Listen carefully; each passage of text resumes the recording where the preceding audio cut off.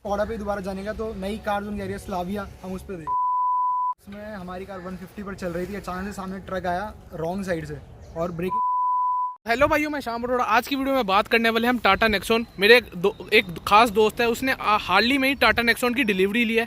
उससे पूछेंगे कौन सा वेरिएंट उसने लिया, नेक्सॉन को ही क्यों चुना, जबकि ये 11 से 12 लाख वाले कंपटीशन में इतनी सारी कार्स आ जाती हैं। जैसे कि क्रेटा सेल्टोस तक का बेस मॉडल भी वो चूज़ कर सकता था, पर फिर भी उसने टाटा नेक्सॉन को ही क्यों चूज़ करा। एंड ब्रेजा जो सबसे इस्टेब्लिश मॉडल माना जाता है कॉम्पैक्ट एसयूवी की रेंज में, एंड मारुति के ब्रांड नेम के साथ भी आता है, तो उसने वो क्यों नहीं चूज़ करा, सारी बातें उससे जानेंगे। सबसे पहले हम उसका इंट्रोडक्शन लेंगे। तो ये है टाटा नेक्सॉन के प्राउड ओनर। आप अपना इंट्रोडक्शन दीजिए एक भी। मेरा नाम हर्षित गर्ग है, मैं दिल्ली में रहता हूँ और अभी फिलहाल मैं एक स्टूडेंट हूँ। तो आपका टाटा नेक्सॉन का प्लान कैसे बना? जैसे स्टूडेंट है तो वो थोड़ी यूथ ओरिएंटेड गाड़ियों पे जाते हैं, जैसे वरना होगी एंड थोड़ी प्रीमियम हैचबैक जैसे i20 होगी, बलेनो होगी, इस टाइप की कार्स पे जाते हैं। तो आपका नेक्सॉन पे क्यों मूड बना? टाटा नेक्सॉन का सबसे बड़ा रीज़न था टाटा खुद का ब्रांड, रतन टाटा मेरे हाँ, जैसे कि हाल ही में ही हुंडई का इंसिडेंस हुआ है, उन्होंने किसान सॉलिटरी डे पे उन्होंने ट्वीट करा है। तो ऐसे में अब अपना इंडियन ब्रांड ही साथ देता है भाई। तो 5 स्टार रेटिंग कार है, सिक्योर्ड है, सबसे इस रेंज में कोई 5 स्टार रेटिंग आती नहीं है। नहीं, एक्सयूवी 300 भी आती है, उसको आपने कंसिडर क्यों नहीं करा? में काफ़ी कमी लगी थी हमें, जैसे कि बूट स्पेस काफ़ी कम था, बैक सीट के लिए वेंटिलेशन, बैक सीट के लिए एसी वेंट्स नहीं थे। जैसे कि मेरे पास अगर ये वाला सेगमेंट होता है और मेरे को कॉम्पैक्ट एसयूवी पे ही जाना होता, मेरी फर्स्ट चॉइस होती है, first and last choice Maruti Brezza, जिसमें बिल्ड क्वालिटी भी आपको डिसेंट देखने को मिलती है। आपका वाला कंसर्न बिल्ड क्वालिटी का। सेकंड, आपको नेचुरली एस्पिरेटेड पेट्रोल इंजन देखने को मिलता है, जो कि बहुत ज़्यादा स्मूथ है। एंड सिटी में नेचुरली एस्पिरेटेड इंजन, जैसे कि आप भी जानते हैं, बहुत ज़्यादा एकदम ग्रंट ऑफर करता है। वैसे टर्बो पेट्रोल, इसमें थोड़ा सा टर्बो लैग हमें देखने को मिलता है। फिर भी आपने नेक्सॉन को चूज़ करा, एंड ब्रेजा को क्यों नहीं चूज़ किया? हमारे पास इससे पहले मारुति सुजुकी की गाड़ी थी डिजायर 5-6 साल पहले, तो हाँ जी। पापा का मन था कि कोई नई कंपनी को ट्राई करें, हम सुजुकी को ट्राई कर चुके हैं, इसलिए हमने सिर्फ कार ही 2 ऑप्शन में रखी थी, महिंद्रा की XV300 और टाटा नेक्सॉन। ये बिल्कुल आपकी मेरे को ऐसे ओनर लगे जो बिल्कुल अपनी चॉइस में क्लियर है। इन्हें या तो इन्हें ये कार चाहिए या फिर ये। एंड 300 को इन्होंने छोड़ने का कुछ रीजन पहले ही जस्टिफाई कर चुके हैं। तो अब मूव ऑन करते हैं नेक्स्ट क्वेश्चन। इससे पहले आप कौन सी कार ओन कर चुके हैं?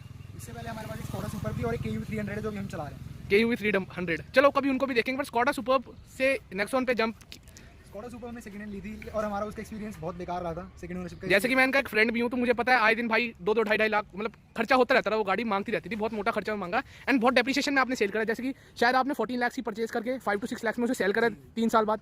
एंड उस 3 साल के अंदर भी आपने उस खास सर्विस में बहुत लगा, कार को कुछ खास आपने हाईवे रूट्स पे भी नहीं लेके गया ड्यू टू रिलायबिलिटी इशू। तो जब भी इसलिए एक वीडियो आएगी इसके प्रॉपर केस स्टडी पे कि कैसे इन्होंने स्कोडा सुपर एक लग्जरी कार ब्रांड बंदे पे जब 15 लाख रुपए आते हैं, वो एक लग्जरी कार की तरफ शिफ्ट होने की उसकी अर्ज है। उसके बाद वो देखते हैं कि कैसे उनका लॉस ही हो गया। अगर उस वक्त इन्होंने क्रेटा या फिर होंडा सिटी ऐसी कोई कार ली होती, वो उनका अब तक साथ दे रही होती, वेराज वो कार अब तक इनका साथ नहीं दे पा रही है। जैसे कि अब आपने नेक्सॉन परचेज कर लिया है, एंड ये जो इन्होंने परचेज करी है वो दिसंबर के लास्ट में परचेज करी है, दिसंबर के लास्ट वीक में। तो क्या रीजन था कि जो इन्हें दिसंबर के लास्ट वीक में कार इन्हें लेनी पड़ी? एंड कुछ ही दिन उसके बाद 2022 आ गया, मॉडल 1 साल पुराना हो गया, तो आपने ऐसे क्यों चॉइस करा? हमने गाड़ी 28 दिसंबर को ली थी और टाटा वालों ने कहा था कि अगर आप 1 जनवरी के बाद कार लोगे तो शायद कुछ एक्सपेंसिव पड़ रही है 25-30 हज़ार से। तो हमने बोला कि 2 दिन की बात है, 28 जनवरी को ले लेते हैं। और हमें कार चाहिए भी थी अर्जेंटली, क्योंकि हमारी KUV 100 थोड़ी खराब थी। हाँ, उसके ऊपर भी एक वीडियो आएगी कि कितनी खराब हो सकती है महिंद्रा की वो कार, फिर भी ये महिंद्रा पे जाने वाले थे।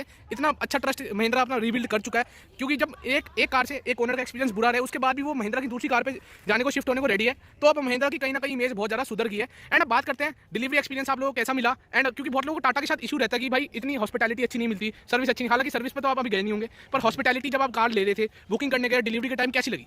बुकिंग करने टाइम भी काफ़ी अच्छा एक्सपीरियंस था और डिलीवरी जिस डेट पे बोल रही थी उसी डेट पे मिल गई और बहुत कोऑपरेटिव लोग थे, ऐसे कोई सर्विस में इशू नहीं था। और जो जिन लोगों को लगता है कि टाटा थोड़ा सर्विस में बेकार है, उन लोगों को एक बार टाटा पे जाके देखना चाहिए और काफ़ी इंप्रूवमेंट आई है। इंप्रूवमेंट आई है। बहुत लोग कहते हैं टाटा एक इंडियन ब्रांड है, सेफ कार प्रोवाइड कर रहा है। एंड अब जब मैंने कार को पर्सनली फील करा, मेरे को लगता है भाई नेक्सॉन कुछ खास नहीं है, पर जरूर नेक्सॉन में आपको बहुत अच्छा अंदर का लग्जरी प्रीमियम कैबिन देखने को मिलता है। और जो मेरी चॉइस है ब्रेजा, अगर उससे कंपेयर करूँ तो अच्छी फिट एंड फिनिश आपको नेक्सॉन में देखने को मिलती है। फ्रंट से भी रेंज रोवर टाइप लुक देखने को मिलती है। एंड कार बहुत ज़्यादा ऊंची है, पूरे सेगमेंट में सबसे ऊंची नेक्सॉन है। मतलब एक इससे बहुत अच्छा पॉइंट बन जाता है जब रोड प्रेजेंस कार की बहुत अच्छी लगती है। अब नेक्सॉन तो जैसे अब आपने ले ली, अब आपका फ्यूचर कौन सा प्लान है? फ्यूचर में आप कौन सी कार लेंगे? फ्यूचर में अभी हमने स्कोडा सुपर ली थी, उसमें कुछ कमी नहीं होती, लेकिन वो कार बहुत अच्छी थी अपने ईयर के हिसाब से, तो इसलिए हमारा मन है स्कोडा पे दोबारा जाने का। तो नई कार जो जा रही है स्लाविया, हम उस पर देंगे।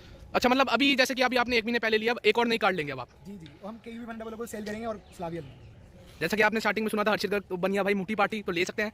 तो अब स्लाविया अब आपने चॉइस, जैसे कि आपने अब देख रहे हैं स्कोडा की भी इस पर भी ट्रस्ट कर रहे हैं। जब कार ही ने इतना खर्चा करा दिया, खून चूस की गाड़ी, उसके बाद भी स्कोडा पे रीबे ट्रस्ट हो गया। एंड मैं भी उस कार में बैठा हूँ। वो कार नो डाउट बहुत ज़्यादा वंडरफुल थी, बहुत अच्छी स्पीड अटेन कर ली थी, ब्रेकिंग बहुत ज़्यादा कॉन्फिडेंट थी। जैसे कि इनके साथ एक इंसिडेंस हुआ था, 150 पे इनकी कार थी। हालांकि आपको हाई स्पीड पर ड्राइव नहीं करनी चाहिए, नई इन्होंने कार ली थी, इनके फादर ड्राइव कर रहे थे, 150 पे इनकी कार थी। एंड सडनली एक ट्रक सामने आ गया था, कार बिल्कुल स्टेबल रही थी। इन्होंने मेरे को इंसिडेंट शेयर करा था। आप उस इंसिडेंट के बारे में कुछ बताना चाहेंगे?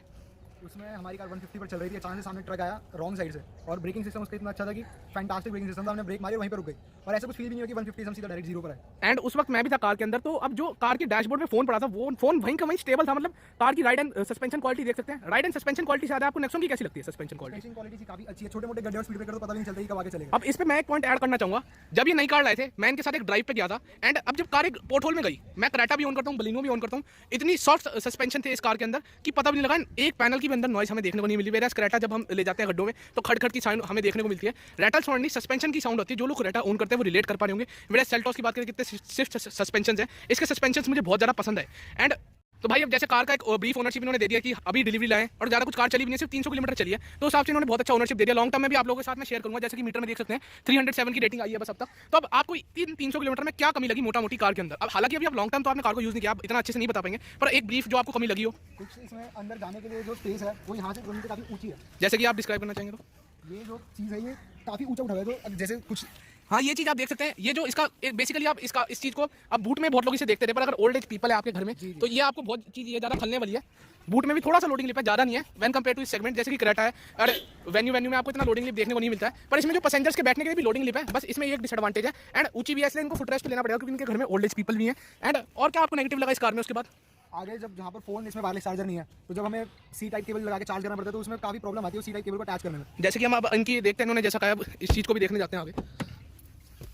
जी हाँ, ये बिल्कुल जेन्युइन प्रॉब्लम लग रही है कि फोन की केबल फिर मुड़ेगी यहाँ पे, तो ये भी एक मेरे को इनकी एक जेन्युइन प्रॉब्लम लगी मेरे को यहाँ पे। और कुछ ऐसे जिसमें कोई प्रॉब्लम नहीं है, अभी ज़्यादा चली भी नहीं है, लेकिन जितनी भी चली है काफ़ी अच्छी चली है, परफॉर्मेंस में कोई कमी नहीं है। तो जैसे कि अब देख रहे हैं ओनर बहुत ज़्यादा सेटिस्फाइड है। अब आप लोगों को लगेगा कि भाई मैं जैसे कि मारुति कार ऑन करता हूँ और क्रेटा ऑन करता हूँ तो मैं इस कार की कमियां निकालूंगा। पर्सनली मेरे को भी ये कार बहुत ज़्यादा पसंद है। अब जो मेरे को जनरली इस कार में दो कमियां लगती है बिल्कुल बाय हार्ट, एक तो यहाँ पे जो आपको हेडलैम्प्स है टॉप एंड वेरिएंट में भी आपको हेलोजन देखने को मिलने वाले हैं। सेकंड, यहाँ पे आपको अलॉय व्हील्स आपको 5 नट की पीसीडी देखने को नहीं मिलती, क्योंकि जैसे कि कुछ लोग होते हैं शौकीन होते हैं बड़े बड़े अलॉय टायर पाने वाले, तो जब वो 20 इंची में जाते हैं आपको सिर्फ वहाँ पे 5 नट की पीसीडी देखने को मिलती है। तो आफ्टर मार्केट अगर आपको मॉडिफिकेशन कराने अलॉय बहुत ऊंचे से लगवाने तो वो इस कार में पॉसिबल नहीं हो पाएगा। एंड अब एक और बात मैं इनसे पूछना चाहूँगा, अब जैसे कि ये पहले कह रहे थे कि एक जेन्युइन प्रॉब्लम जो इस कार के अंदर है, ये पहले कह रहे थे कि हम एक ऑटोमेटिक ट्रांसमिशन की कार चाहिए, क्योंकि इनके फादर भी अब हो गए हैं, अब इनके दादा भी ये कार चलाते हैं। तो अब ऑटोमेटिक में इनको एक बहुत बड़ी प्रॉब्लम आई इस सेगमेंट में कि आपको टाटा नेक्सॉन में सिर्फ AMT ऑन ऑफर था, जैसे कि जो इनकी दो चॉइस थी, जो XUV 300 एंड टाटा नेक्सॉन, इन दोनों ही कार्स में AMT देखने को मिल रहा था ऑटोमेटिक में। मेरा सोनेट में जब वेन्यू में जाते वहाँ पे इन्हें DCT का ऑप्शन मिल जाता है पेट्रोल के अंदर, तो ऑटोमेटिक में आपको बस ये थोड़ी सी खलती होगी कार। ऑटोमेटिक हमने XUV 300 और नेक्सॉन दोनों की ली थी। XUV 300 थोड़ी बेटर थी, नेक्सॉन काफ़ी जल्दी थी, इसलिए हमने सोचा कि स्लाविया ले ही लेंगे, हम ऑटोमेटिक ले लेंगे स्लाविया, तो ये मैनुअल ले लेते हैं। चलो वो तो अब जैसी जिसकी चॉइस, पर टाटा को इसके ऑटोमेटिक ट्रांसमिशन में जरूर काम करना चाहिए, जैसे कि टर्बो पेट्रोल इंजन है या तो DCT का ऑप्शन देना चाहिए, या फिर आपको एक टॉर्क कन्वर्टर का ऑप्शन देना चाहिए। AMT इस कार के हिसाब से सूट नहीं करता, इस कार की पर्सनैलिटी के हिसाब से। हालांकि टाटा ने, मैंने जहां तक सुना है, उसकी ट्यूनिंग बहुत अच्छी करी है, पर एक AMT गियरबॉक्स एक टॉर्क कन्वर्टर जैसे चीज़ नहीं मैच कर पाता। होप करता हूं आप लोगों को वीडियो पसंद आई हो। इस कार से रिलेटेड बहुत सारी नई वीडियो फ्यूचर में आने वाली है, उसके लिए चैनल को सब्सक्राइब कर लो एंड दूसरे ऑटोमेटिक कंटेंट के लिए। तो इसके बाद वीडियो को मैं यही पेंट करता हूँ। एज ऑलवेज सबका साथ सबका टाटा बाय बाय।